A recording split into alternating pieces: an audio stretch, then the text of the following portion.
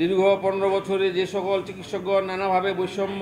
স্বাস্থ্য মন্ত্রণালয়ের গতিশীলতা বাড়াতে বৈষম্য বিরোধী আন্দোলনে অংশগ্রহণকারী চিকিৎসকদের মধ্য থেকে সহকারী স্বাস্থ্য উপদেষ্টা হিসেবে ন্যূনতম 2 জনকে নিয়োগ দেওয়ার দাবি জানিয়েছেন ন্যাশনাল ডক্টরস ফোরাম এনডিএফ। বুধবার জাতীয় প্রেস ক্লাবের জহুর হোসেন চৌধুরী হলে বৈষম্য ও নিপীড়নমুক্ত চিকিৎসা ব্যবস্থার লক্ষ্যে এনডিএফ আয়োজিত এক সংবাদ সম্মেলনে এ দাবি জানানো হয়।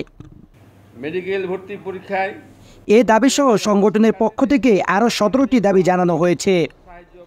এনডিএফ সভাপতি অধ্যাপক ডাক্তার মোহাম্মদ নজরুল ইসলাম লিখিত বক্তব্যে তাদের দাবিগুলো তুলে ধরেন।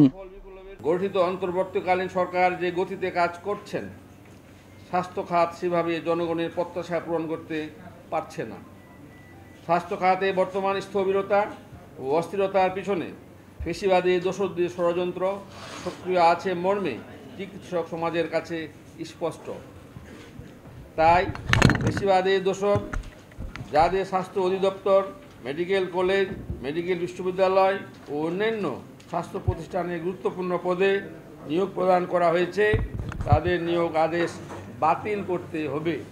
সংবাদ সম্মেলনে আরও উপস্থিত ছিলেন ন্যাশনাল ডক্টরস ফোরামের সহসভাপতি ডাক্তার মোহাম্মদ আতিয়ার রহমান, সাংগঠনিক সম্পাদক ডাক্তার মোহাম্মদ তোফাজ্জল হোসেন, যুগ্ম সম্পাদক ডাক্তার মোহাম্মদ শাহাদাত হোসাইন, দপ্তর সম্পাদক ডাক্তার AKM জিয়াউল হক সহ আরও অনেকে।